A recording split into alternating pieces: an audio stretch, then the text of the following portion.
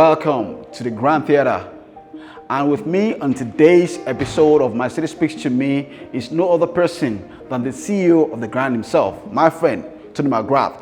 He's going to be taking us behind the scene on a tour to show us the beautiful space and what this place has to offer Calgarians and Canadians. So let's go check out the Grand Theatre. Hi, how are you, Tony? I'm good, how are you? Okay, good to meet you. So let's go.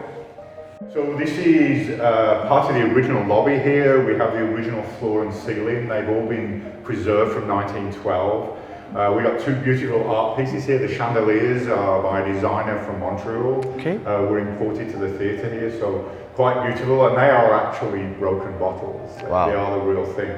So we don't normally look like this. We've got construction hoarding in here at the moment. So the low heat building around us doesn't form part of the theatre. It's under renovation at the moment. Okay.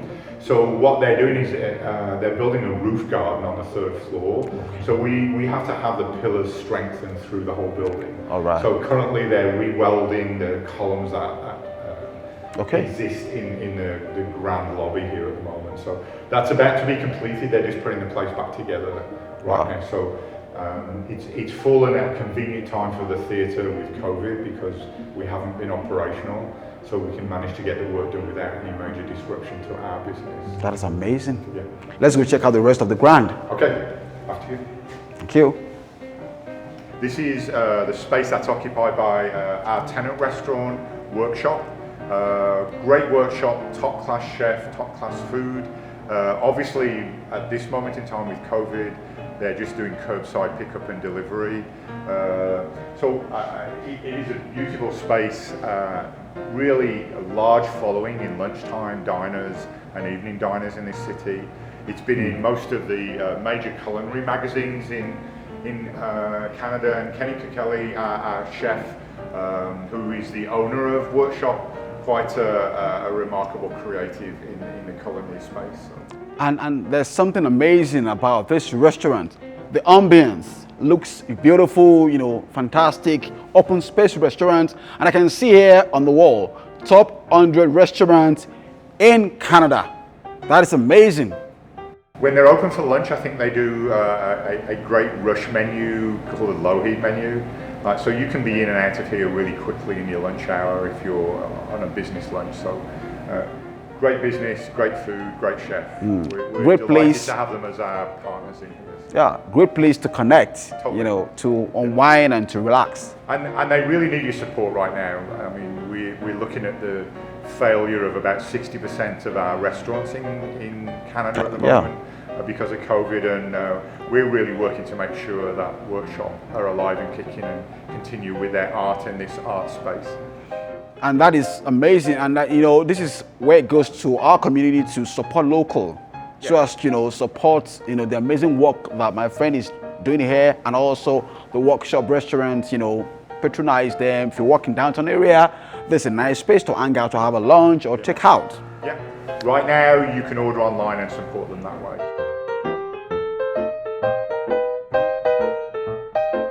What do we have here? So this is the main entrance to the Flanigan Theatre where we were a little earlier. This is one of our original 1912 seats that was recovered from the basement here. So wow, that piece of history there goes back to when we were built. 1912. Gotta come to the Grand to have a feel of what 1912 looks like. This is amazing. So just to put that in context, that's this 2 years before the First World War started. Wow. The First Great War. So just to put that in context. So this city, its population was minimal at that point. I read somewhere, and I actually shared that with our audience, that when this place was built by Sir Lougheed, it was a time when Calgary's population was about 50,000. Yeah, it was actually smaller than Brooks, Alberta is right now. So, that puts that in context. That's a small city on the way to Medicine Hat. So it was tiny. So it's quite remarkable that they built a building of this caliber and a theatre of this caliber with the kind of capacity that it had at that time. That shows how strategic the vision of the founding fathers of this community. Totally. Having this mind that someday this place will become a mega city, and they can see that ahead. Yeah, and they were the very early days of oil exploration, and the oil and gas industry has supported art in this theatre for way over 100 years. And we really support that industry in return, provided it's done the right way, and we do things the right way in Canada with our energy. So, we're happy to have had them support us all of these years, and we're happy to support them when they need us. Good. Okay, so where else do we go? So this area is known as our mezzanine bar. Okay. We have smaller jazz and poetry events in here and social gatherings. In fact, I usually have my birthday party in here in September each year. So it's a beautiful space. We've got gorgeous views down into the lobby and workshop restaurant downstairs. Okay. So pre-COVID, this can accommodate up to 90 people. 90. So it's got all of the lighting to make a very intimate event in here. We also have a smaller space just adjacent to it, the vintage dining room over there. So that seats around about 15 people. Right. So you can operate both event spaces. And we have direct entrance to the theatre through our doors here. That's amazing. Yeah. So there's nothing else like this in Calgary. Wow. As a space, it is quite beautiful. You can still look down, from here to see what is going on in the restaurant down there, while you're having your own privacy here, up here. Yeah, exactly. Exactly. So, tell us, where are we now? So we're now in our rehearsal studio on the 3rd floor. This is a hugely popular space, both for corporate events and rehearsal for our artists. And we actually put on full performances in here as well. So we can put seats in, we have stages. The High Performance Rodeo did a couple of shows in here. We've done a lot of corporate workshops, like we had a Brené Brown workshop in here. Cool. So it's fully equipped theatre, as you can see, with the lights. There's a sound booth. And these are actually our original projector rooms from when we were a cinema in the 30s, 40s, 50s, 60s. And this wall, I guess, is still the original brick wall. It is. When it was constructed. Our seating originally would have come up to this point, so it would have sloped from here down to where we were seated in the main theatre. So 1,400 seats, the lobby looked a lot different. But the floor sloped at that point, and right now our seats slope. So it was quite a steep auditorium to have that many in. So this is a great space. It's very popular. It has its own changing rooms and showers. So it is a fully equipped small theatre up here. That's amazing. I like the acoustic. Great acoustics. Our challenge is getting comfortable seats for this, and we're trying to get some money for that next year. Hopefully someone in the government or Minister of Culture, or Canada Council is watching now. We need this support. Yeah, we need 60 comfortable seats so people can sit in here and not get itchy. Yeah, and I'm hoping that someone will take up this challenge to support the grant and to get this place equipped with seats.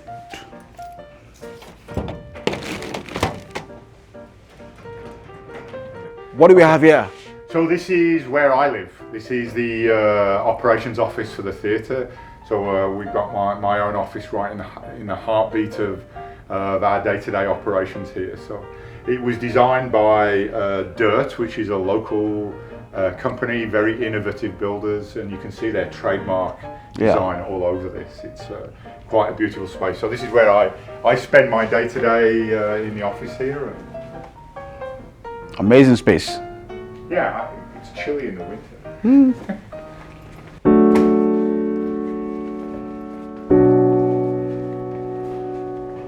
So what do we have here? So we're in our main office here, where this is the home of Making Treaty 7 Cultural Society, and where my technical and stage directors would normally reside alongside our business development manager and our customer service group. So in non-COVID times, this would be noisy and busy, but we're not right now. So, but we hope to be again very soon. Nice. So you can see place. the original 1912 girders and brickwork has all been preserved in here. So. A gift from the Grand. So what do we have here? So we're in the bowels of the theatre here. We're right back in time a little bit. So this is our dressing room, wardrobe and green room area. So this is never seen by the public. Wow. This is where our artists get dressed and have their makeup and wait for their performance. Musicians practice down here. We create our own wardrobe costumes. We have our own laundry and dressing rooms down here. I love what you say. You know, this is the first time we're showcasing the Grand Theatre, you know, back of hand, back room, the wardrobe, the green room to the public exclusively, you know, on My City Speaks to Me. I love that. Let's just check the rooms out. Yeah, this never gets seen normally. So, wow. So this is our main wardrobe room and costume room in here. So we've got a few years accumulation of costumes and shoes and hats, and this is a full sewing room. Everything will be pressed and steamed in here. That is amazing. So again, at the moment, not in full use. Yeah. So this would be one of our star dressing rooms. Shower, toilet, proper makeup stations in here. Private. This is private, yeah. So this can be locked. So if we have a star performer here, they're completely kept in privacy. So it actually is a green room. Yeah, it's a green room, yeah. Yeah, it's a full green room with telecommunications and video communications to the stage. So we have a couple of more rooms here. Yeah. So dress room D. we progressively get less starry. So this is one of the shared dressing rooms. So we have 8 stations in this one. Again, fully equipped with toilets and showers and wardrobe. And I guess something, you know, is happening on this wall. Yeah, this is most artists and actors that have performed in here since 2005 have signed on this wall. We've got some significant stars. I think you will have heard of Julie Black. Wow, Julie Black, yeah. Yeah, she's actually signed the wall down here. Wow, I can see Carlos Rivera. Yeah. I can see Red Sky Performance, Stono. One Yellow Rabbit. One Yellow Rabbit. Wow, that's amazing. It's like a wall of fame. Yeah, and it's not contrived. They just decided to start signing it. And it's good. Yeah. And it's part of history. Yeah, Temporary Distortion from 2011 are on there. Okay, this is good. This is lovely. Brazil, Sierra. And this would be traditionally the chorus line would have changed in here.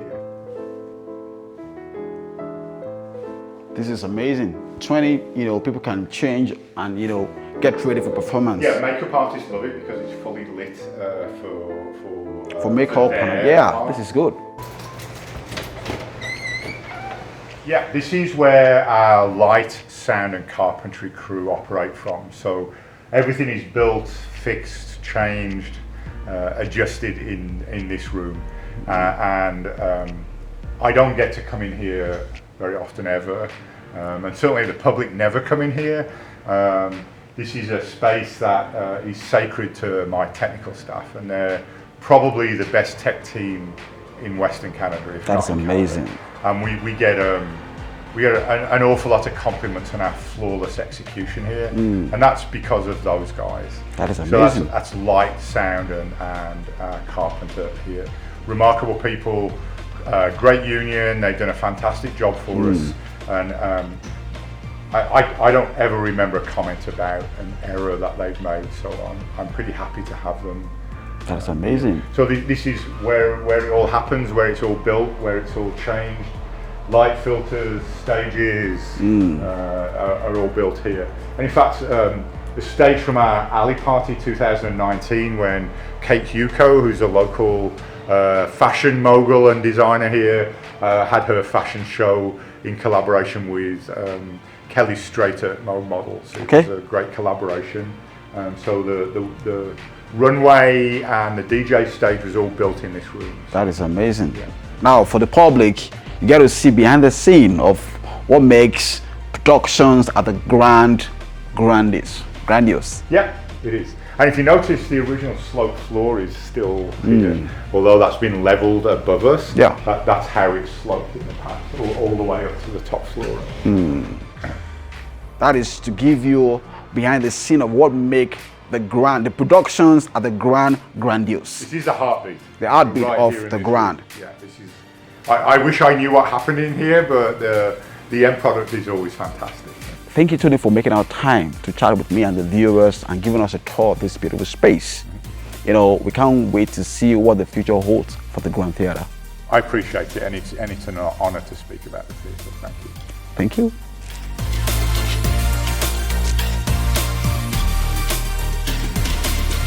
Thank you for hanging out with me on this episode of My City Speaks to Me, the Calgary edition.